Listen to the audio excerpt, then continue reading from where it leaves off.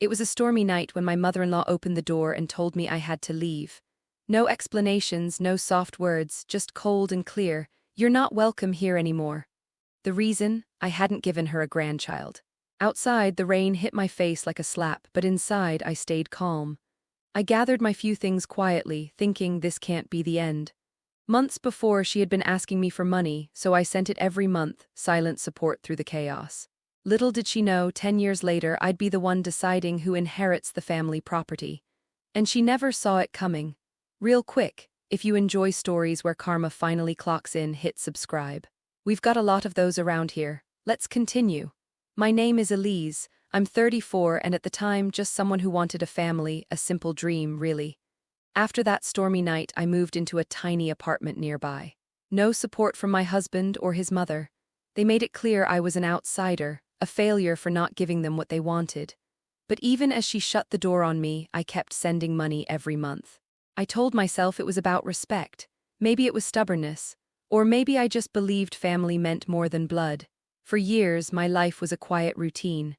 I worked as a receptionist at a small dental clinic, nothing glamorous but honest work. The office was modest, filled with the hum of drills and the occasional nervous laugh from patients. At first, I thought my mother-in-law's rejection was a one-time blow, an outburst of frustration born from her disappointment. But little things started to add up. Calls from her became fewer, and when they came, her tone was sharp, clipped. When I asked my husband, Ethan, if he'd talk to her for me, he'd avoid my eyes and change the subject. I noticed the way his smile didn't reach his eyes anymore. One afternoon, months before that night, I was visiting my mother and my phone buzzed with a message from Ethan. It was short, just a single line. "She's tired of waiting." I stared at it, confused, then remembered the silence that had hung between us lately. The phrase felt like a warning, but I wasn't sure what. I tucked the phone away and didn't ask more. Somehow, I knew that the deeper truth was coming and I needed to be ready. I remember a day when I stopped by their house unexpectedly. The curtains were drawn tight, and the garden, usually full of bright flowers, was neglected. I knocked on the door, but no one answered. The silence felt heavy, as if the house itself was holding its breath. I left a note, hoping for some kind of reply, but it never came. In those months, I began to keep a small journal, something to hold onto in the middle of the storm. I wrote down every visit, every call, every moment Ethan and I tried to bridge the growing gap. There were nights when I felt like giving up, but I'd read back through the pages and remind myself, this was my story too. I wasn't going to disappear quietly. At work, my colleagues noticed my quiet sadness. One afternoon, during a lunch break, my friend Tessa finally asked, "Elise, are you okay? You seem different lately." I looked down at my salad, fingers nervously twisting the fork. "It's family stuff," I said, voice low but steady. "Sometimes people expect things from you that you can't give." Tessa nodded slowly, understanding more than she said. "But you're still here, right? Still fighting?" "Always," I replied, and for the first time the weight in my chest felt a little lighter. One evening, Ethan came home later than usual. I was sitting at the kitchen table, a stack of papers and articles spread before me. He hesitated at the doorway, then said, "Why do you keep sending her money?" I looked up, meeting his gaze calmly. "Because it's not about her, it's about what I choose to do. I'm not going to be bitter, I'm going to be better." He sighed, running a hand through his hair. "You don't have to prove anything." "But I want to," I said softly. "For myself." That night after Ethan went to bed, I sat by the window watching the rain streak down the glass. The storm outside mirrored the one inside me, wild, uncertain, but alive. I realized that no matter how much I had been pushed out, I still had the power to shape what came next. I started putting aside money secretly, little by little. I couldn't rely on anyone else, so I would build my own safety net. I found a small community group for women in similar situations. We met once a week, sharing stories and advice. Sometimes just hearing someone say, "You're not alone," made all the difference. One friend, Karen, said to me once after a meeting, "You know, Elise, you're stronger than you think." Sometimes life pushes us out just to see if we can find our way back, but on our own terms. Her words stuck with me, and I began to believe them. Months turned to years. I never stopped sending money to my mother-in-law. It was my silent way of saying I'm still here no matter what. But I didn't just survive, I prepared. Every call I didn't return, every invitation I declined, was part of a plan no one else knew. I kept track of the family property, the house that had been in Ethan's family for generations. No one thought I cared, least of all her. But I did, not because of spite or revenge, but because I knew one day I would need to stand tall, and when that day came, I would be ready. And so, beneath the quiet surface of rejection and disappointment, I was gathering strength, one careful step at a time. It was a chilly morning in early autumn when the silence finally broke. I was at work, answering calls and filing patient records like any other day. The fluorescent lights hummed overhead, and the soft murmur of the receptionist's desk filled the small clinic. My phone buzzed with a message, a short, cold text from Ethan. "I'm done, I'm moving out, don't try to stop me." The words hit me like a stone dropped into still water, but my hands didn't shake. My voice didn't falter as I finished setting the next appointment. "Thank you for calling Maple Dental. How can I help you today?" I asked, my tone steady, even kind. The other receptionist, Sarah, glanced over, sensing something but said nothing. She knew me well enough to understand that when I was quiet like this, I was processing. No tears, no anger, just a deep, calm settling. For months, Ethan grown distant, spending more time at his mother's house, avoiding my questions. I remembered one afternoon when I had called him after work, and he didn't answer. Instead, I heard a woman's voice on the other end. The kind of voice that belongs to someone who's found a new place to be, a new life. I never confronted him then. I just listened, letting the silence say what needed to be said. That evening, Ethan came to the apartment. His eyes were tired but resolute. I was sitting on the couch, the soft light from the table lamp casting long shadows. He looked at me and said, "I'm leaving, I can't do this anymore." I nodded slowly, as if I'd been expecting those words for a long time. "I see," I said quietly. "When?" "Tonight," he replied, voice rough. "I'm moving my things out." I didn't cry or beg him to stay. I simply said, "Okay." The calm in my voice seemed to surprise him. He looked away, swallowing something. "Don't you want to fight for this?" I shook my head. No, sometimes the best fight is knowing when to let go. He didn't say anything after that. He packed a few bags and left. The door clicked softly behind him, a sound that felt like the closing of a chapter. For a while, I didn't hear from him. The phone stayed silent. No messages, no calls, just the quiet echo of his absence. But life didn't stop. I kept working, kept living, kept building a space for myself. One day, months later, a friend from work, Tessa, sat with me during lunch and said, "I heard Ethan moved back with his mother." I nodded, he did. Not surprised. She frowned, "Do you want to reach out, maybe talk?" I smiled softly. No, he made his choice, now it's time for me to make mine. Behind that quiet strength was a storm of emotions I didn't share. The pain of betrayal, the loneliness of rejection, but I never let it break me. I had plans, after all. I was already working on something new, something that no one could take away. At the dental clinic, my days became a rhythm of routine and quiet hope. One afternoon, a patient remarked, "You always seem so calm, Elise, how do you do it?" I looked at her, thought for a moment, then said, "Sometimes, the calm is the only place left when everything else falls apart." That calm became my anchor. Even when Ethan sent a message one night, "You don't understand what you're losing." I didn't respond. Instead, I smiled to myself and whispered, "I understand more than you know." Behind the scenes, I kept track of the family property, the house that had been the center of so much tension. I found old deeds, tax documents, anything that would give me a foothold. No one expected me to fight back, especially not his mother, who thought she'd won when she pushed me out that stormy night. But I was patient. I waited, watched, and planned. One evening, as I sorted through a box of old photographs and papers in my apartment, my phone buzzed again. This time it was a message from Ethan's mother, just 2 words. "We need to talk." I stared at it for a long moment, feeling a strange mix of surprise and curiosity. She had never called me since that night she kicked me out. Now, after years of silence, she wanted to talk. I didn't respond immediately. Instead, I thought about all the months I'd spent gathering quiet strength, all the nights I'd stayed up learning, planning. I thought about every moment I'd chosen calm over chaos, preparation over panic. Then I typed back a simple reply, "I'm listening." The next days were filled with careful conversations, measured words, and unspoken truths. She was different now, less harsh, more cautious. I noticed the subtle shifts in her tone, the hesitations between sentences. "You never gave up," she said one afternoon during a brief visit. "I thought you'd disappear, that you'd break." I smiled gently, meeting her eyes. "I never break. I bend, and sometimes bending means coming back stronger." That moment felt like the first small crack in a wall that had kept us apart for so long. But the real shock wasn't in her words. It came months later when I was handed a small envelope with the family seal, a letter naming me the one responsible for decisions about the family estate. She never saw it coming. That envelope changed everything. I held it in my hands for what felt like hours, tracing the embossed family crest with my fingers. It was official, me, the one entrusted with deciding who inherited what.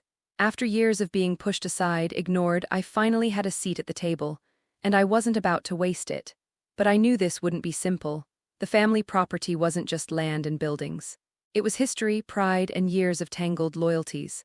My mother-in-law wouldn't give up without a fight, and Ethan, well, he was somewhere in between, silent, maybe surprised, definitely watching. Old letters, photographs, property deeds, financial records, anything that could paint a clear picture of what truly belonged to whom. My apartment quickly turned into a map of memories and documents spread across the floor. I made a system, color-coded folders for each piece of information, and notes with dates and details. One evening, my friend Tessa stopped by after work. She found me hunched over the table, surrounded by papers and sipping cold coffee. "You're working late again," she said, raising an eyebrow. I smiled tiredly. "It's worth it." She settled in beside me. "What's your plan? How are you going to do this?" I looked up, meeting her curious gaze. "First, I have to be sure. I can't just rely on feelings or memories. I need facts, hard, undeniable facts. That way, when it's time, I won't just speak, I'll prove." Tessa nodded. "Sounds like you've got this." "I'm trying," I replied. "But it's more than just documents. It's about knowing who I am now. Not the girl who left in the storm, but the woman who's standing in the rain and deciding where to go next." She smiled warmly, reaching over to squeeze my hand. "You're stronger than you think." Her words felt like a shield around me. Over the next few months, I spent weekends visiting local archives and the town's registry office. Some documents were old and faded, others surprisingly detailed.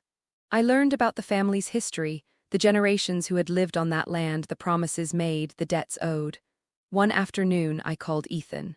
"Why now?" he asked when I told him I was taking a closer look at the family estate. "Because it's not just about property," I said carefully. "It's about respect. And fairness." He was silent for a moment, then said, "I never thought you'd come back from everything." I laughed softly. "Neither did I."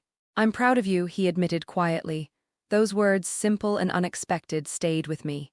I realized he wasn't just surprised by my determination, he was surprised by me. In the evenings, I started talking to neighbors and distant relatives. I didn't want to cause drama, just gather stories. One elderly woman remembered how my grandmother had fought to keep the land during tough times. Another cousin recalled family disputes over the house's upkeep. Each story added a layer to the puzzle I was piecing together. Not everyone was welcoming. Some distant relatives whispered behind closed doors. The occasional cold glance from a family friend made it clear I was stirring the waters. But I kept moving forward, always calm, always precise. My mother-in-law's visits became less frequent, but each time she came, the tension in the room was thick. She tried to mask it with polite conversation, but I saw the sharp edges beneath her smile. During one visit, she said pointedly, "You're lucky the family thinks so highly of you now." I nodded, sipping my tea. "I'm lucky to be recognized. It's been a long time coming." Her eyes narrowed. "Don't think this means I've forgiven you." "I don't expect forgiveness," I replied softly, "just fairness." There were moments when doubt crept in, nights when the weight of it all pressed down. I'd lie awake, heart pounding, wondering if I was ready for what was coming. But then I'd remember that stormy night, the cold rain, the locked door. I'd remind myself that strength isn't the absence of fear, it's moving forward despite it. One rainy afternoon, I received a package without a return address. Inside was a small, worn photo of my grandmother standing proudly in front of the family home. On the back, in careful handwriting, a note, "Keep fighting. You're where you belonged." Tears blurred my vision, but my hands were steady. That was all the encouragement I needed. I shared the photo with Tessa that evening over dinner. "It's like a sign," I said. She smiled, reaching across the table. "Or a promise." My plan wasn't just about property or money. It was about reclaiming my place in a story I thought was closed. Every paper I gathered, every conversation I had, was a step toward that. I also started rebuilding my own life in other ways. I took courses online, finance, management, even a little real estate. I wanted to be more than just the woman at the center of family drama. I wanted to be someone who could stand firmly on her own, During one of our weekly community group meetings, I shared my progress. I'm not just waiting for something to happen, I told the women gathered around the table. I'm making it happen. They cheered quietly, and that night I went to bed with a sense of purpose I hadn't felt in years. There were still difficult moments. Phone calls where voices dripped with thinly veiled threats. Comments in family gatherings that tried to unsettle me. But I was ready. Every word, every glance, every silent challenge was met with the calm knowledge that I had prepared better than anyone expected. I had learned to listen to the quiet clues, the unspoken truths, the subtle shifts in tone. I had learned to watch not just with my eyes but with my heart. And most importantly, I had learned to trust myself. One evening, as I sat by the window watching the rain fall softly against the glass, my phone buzzed with a message from my mother-in-law. This time it wasn't sharp or cold. It simply said, "We should talk soon." I smiled and typed back, "I'm ready." Because now, after all this time, the day we finally met felt strange, almost surreal. My mother-in-law had suggested we sit down to clear the air, but I knew it was more than that. After years of silence, avoidance, and hidden tension, this was the moment where everything would change. I wasn't sure what I'd find behind her carefully measured words, but I was ready. We met at the old family home, the one she still occupied, filled with memories and shadows. The house smelled of polished wood and faint traces of lavender, the scent she always wore like armor. I stepped inside, my heart steady, my mind clear. She greeted me with a polite nod, her sharp eyes studying me as if trying to uncover a secret she couldn't quite name. "Elise," she said simply. "I didn't think you'd come." I smiled softly. I had to. We sat in the living room, the afternoon light filtering through lace curtains, casting delicate patterns on the floor. The air was heavy with unspoken history. "I suppose you want to talk about the property," she began, her voice smooth but firm. "Yes," I said, "and about us, about what happened and what's happening." She looked away, her fingers tightening around a cup of tea. "You know why I was angry, why I pushed you out?" "I know," I replied calmly, "because I didn't give you a grandchild." Her eyes flickered with something, regret, resentment, I wasn't sure. "Yes," she admitted quietly. "But it wasn't just that, it was everything. The silence, the distance, the way you let Ethan slip away." "I didn't let him go," I said gently. "He chose to leave." She sighed, a long, tired sound. "I wanted what was best for the family. For the future, I thought a grandchild would secure that." "And what about me?" I asked. "What about my future?" Her gaze met mine, unflinching. "I didn't think you had one." That hit me harder than I expected, but I didn't show it. Instead, I leaned forward, speaking with quiet strength.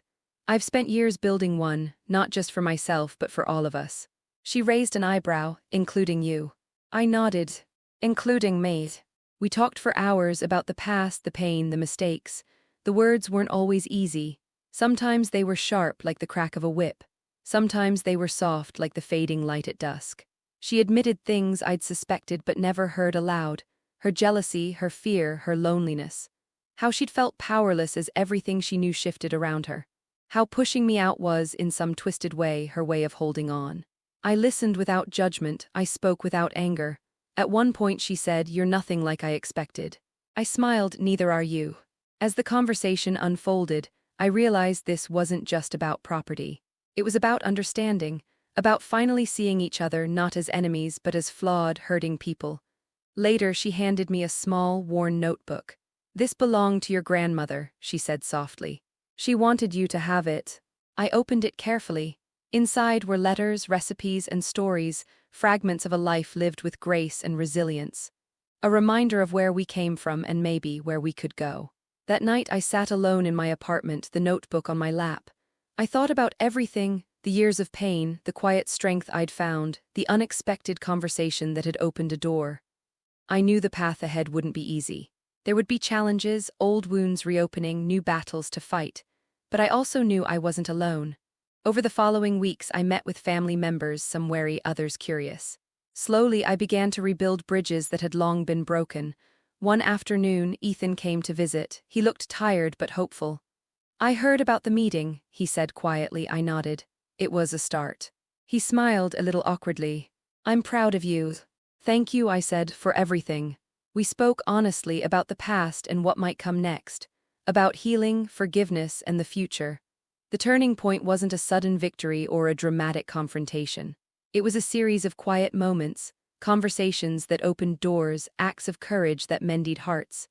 And through it all, I stood firm, calm, and confident, not because I had all the answers, but because I trusted myself to find them.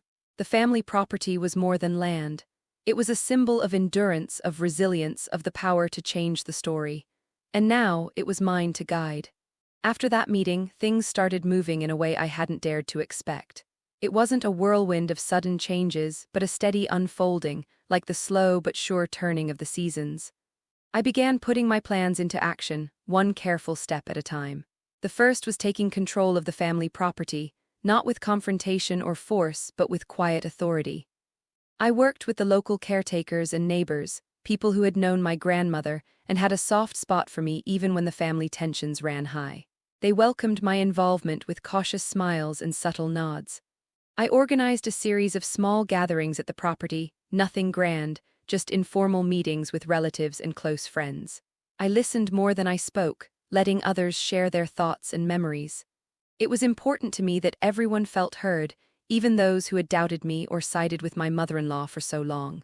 One afternoon, as the sun filtered through the tall oak trees surrounding the old farmhouse, my cousin Laurel approached me quietly. "I never thought you'd take this on," she said, brushing a strand of hair behind her ear. "But you've got something they don't, patience." I smiled. Sometimes that's all you need. With her help and that of a few others, I started restoring the neglected parts of the property. We cleaned overgrown paths, repaired fences, and planted flowers in the garden my grandmother used to tend. Each small success was a quiet victory, a sign that the place wasn't just a piece of land, but a living part of our family's history. Meanwhile, my relationship with my mother-in-law remained cautious but civil. Our conversations, once tense and clipped, softened over time. She began consulting me on decisions about the property, a small but significant shift that showed she was acknowledging my role. One evening, she surprised me by saying, "I never expected you to care so much." I looked at her, calm but honest. "I care because it's part of my life, and because I'm part of this family whether you like it or not." Her silence spoke volumes. Back in my own life, I started seeing changes too. The small apartment that had once felt like a refuge now felt like a launching pad. I took on new projects at work, began saving with renewed purpose, and even enrolled in a local community college course on property management. My friends noticed. Tessa came over one evening, a glass of wine in hand, and said, "You seem different, more sure of yourself." I laughed softly. It's amazing what happens when you stop waiting for permission. Even Ethan reached out more often. We talked about the past with a new kind of honesty, without blame or bitterness. One day, he said, "I've been watching how you've handled all this. You're stronger than I ever gave you credit for." His words didn't sting anymore. Instead, they felt like a quiet acknowledgement of the woman I had become. At work, I started thinking bigger. I shared ideas with my manager about new ways to improve the office's organization and patient care. Slowly, I was becoming more than just a receptionist. I was becoming a trusted part of the team. And then, the first real sign that things were shifting came in the form of an unexpected message from my mother-in-law's lawyer. Not a threat, but a proposal to formalize the property arrangements with me as the primary decision-maker. I read the letter carefully, then called her. "I think this is a good step," I told her calmly. "We can make sure the property stays in the family, but also that it's cared for properly." There was a pause, then she said, "You've proven yourself, Elise, I'm willing to try." That was all I needed. With the support of family members who had once been distant, and the respect of those who had doubted me, I began to see the fruits of my quiet determination. The property was no longer a battleground, but a place of healing and renewal. More than that, I was no longer just a woman who had been cast out in a storm. I was a woman who had weathered it and come out stronger. One afternoon, standing on the porch of the old farmhouse, I looked out over the fields bathed in golden light. The wind rustled the leaves in a gentle song, and I felt a deep peace settle over me. The future was still uncertain, but for the first time in a long time I was ready for it. Not as a victim of the past, but as the author of my own story. And that made all the difference. As I settled into my new role within the family, the consequences of the past years rippled outward like waves. My mother-in-law's grip on the family slowly loosened. Her once firm hold on every decision and every whispered conversation faded, replaced by an uneasy acceptance that things had shifted. Word spread quietly among relatives, some surprised, some grudgingly impressed, that I was now the one who would decide the fate of the family property. The house that had once symbolized exclusion and coldness became a symbol of resilience and new beginnings. She still came around sometimes, but the sharpness in her voice softened. One afternoon, as we worked together clearing the garden, she said, almost hesitantly, "I never thought I'd see you here, taking care of this place like it's your own." I smiled gently. Because it is.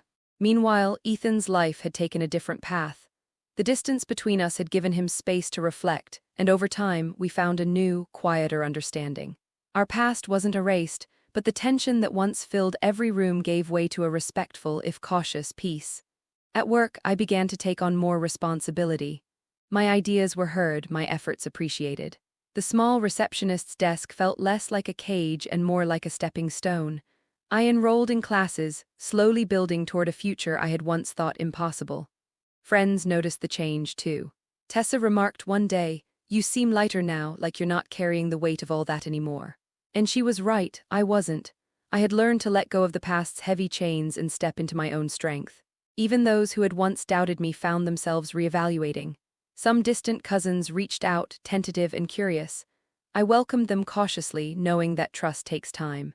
The family gatherings began to feel different, not perfect, but real. No longer marred by silent judgments or veiled hostility, but marked by small gestures of connection. The legacy I was building wasn't just about property or inheritance. It was about healing, forgiveness, and the quiet power of standing firm in who you are. One evening, as I sat on the porch watching the sunset paint the sky in soft pinks and oranges, my phone buzzed with a message from my mother-in-law. Simple words, but they carried weight. "Thank you for not giving up." I smiled and replied, "Neither did I." The road ahead was still long, but I walked it with a calm confidence I had never known before. I was no longer the woman who had been cast out in a storm. I was the one who had weathered it, and who was now leading the way forward. Years have passed since that stormy night when I was pushed out. Today, I live in a house filled with light and laughter, not just from the walls, but from the family I've helped rebuild on my own terms. The property once tangled in tension is now a place of gathering, celebration, and quiet peace. I've learned that strength isn't about never falling, it's about rising again, steady and sure. The woman I was then, the one who left in the rain, might never have imagined the woman I've become. My mother-in-law and I have an unspoken understanding now. We don't need to be close, but there's respect. And sometimes that's enough. Ethan and I have found a new rhythm, one shaped by honesty rather than expectation. We share memories, sometimes laughter, and more importantly, acceptance. Most of all, I've found my own voice, one that isn't silenced by disappointment or rejection. I'm working toward dreams that once seemed distant. Building a career, nurturing friendships, and even thinking about the future in ways I never dared before. One afternoon, my daughter asked me, "Mom, how did you stay so strong?" I looked at her, a soft smile touching my lips. Because I believed in myself, even when others didn't. That belief carried me through storms far worse than any night's rain. And now, as the sun sets over the fields my grandmother once walked, I know this isn't an ending. It's a new beginning, full of promise, resilience, and the quiet power of a woman who chose to keep going. What about you? When life pushes you out, will you find the strength to come back stronger?